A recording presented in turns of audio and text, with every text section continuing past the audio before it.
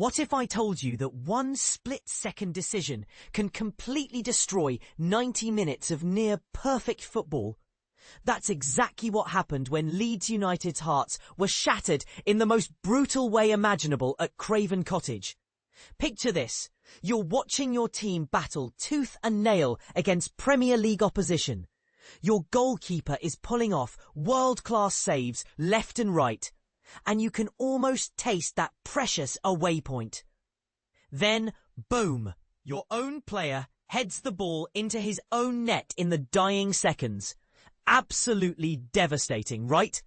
That's the cruel reality Leeds United faced in their clash with Fulham, where what should have been a heroic defensive display turned into a nightmare thanks to one unfortunate moment from Gabriel Goodmanson. But here's where it gets controversial. Was this really just bad luck? Or are there deeper issues at play? Let's break down how Graham Smythe evaluated each Leeds United warrior in this emotional rollercoaster. Carl Darlow, the unbeatable wall, rating 9 out of 10. Here's a goalkeeper who played like his life depended on it. Darlow was absolutely sensational between the sticks, pulling off not one, not two, but 3 jaw-dropping saves that had the Fulham crowd gasping in disbelief.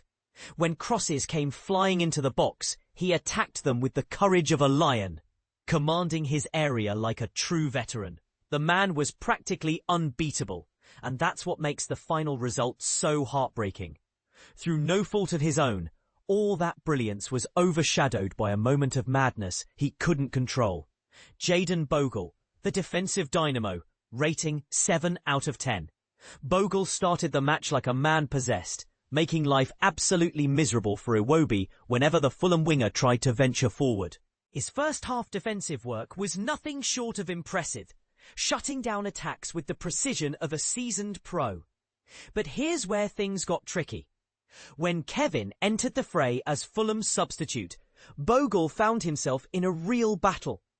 The fresh legs and pace caused him significant problems down that flank, highlighting how crucial squad depth can be in modern football.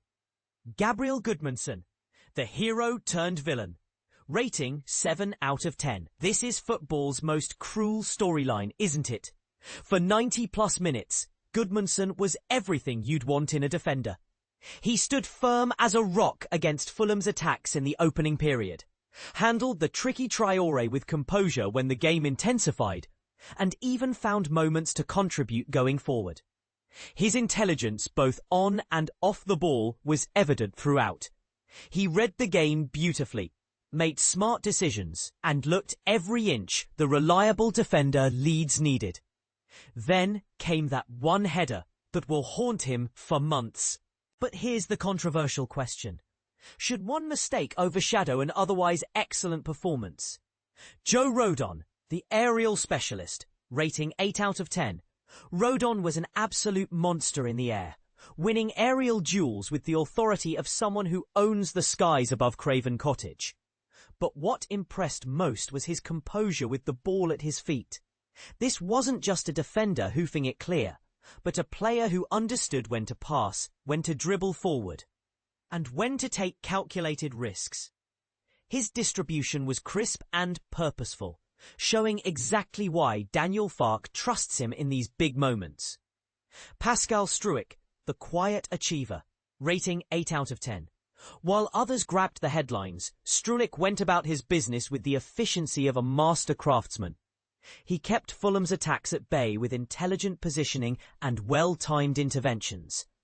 When Muniz tried to cause problems, Struijk was right there to compete and disrupt, showing the kind of defensive awareness that often goes unnoticed but makes all the difference. Ethan Ampadu, the midfield general, rating 8 of 10. Ampadu was the heartbeat of Leeds United's performance, dictating the tempo with his composed passing while never backing down from the physical battles. His aerial ability added another dimension to his game. And perhaps most importantly, he took on the responsibility of organising his teammates throughout the match. This is leadership in action, not just playing well individually, but elevating everyone around you. But here's what I find fascinating about this match. Leeds United proved they can compete at this level, showed incredible resilience, and had individual performances that would make any manager proud. Yet, they walked away with nothing. Does this highlight a fundamental problem with how we judge success in football? Are moral victories actually worthless, or do performances like this build the foundation for future success? And this is the part most people miss.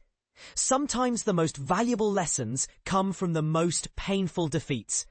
Yes, Goodmanson will remember that header for all the wrong reasons, but the way this team battled, the way Darlow commanded his area, the way Ampadu led from the middle, these are the building blocks of something special. What do you think? Was this just cruel luck?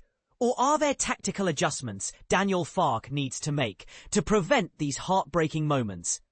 Should we judge Goodmanson's entire performance on one mistake, or celebrate the 90 minutes of excellence that preceded it? Drop your thoughts in the comments. I have a feeling this one's going to spark some heated debate among the Leeds faithful.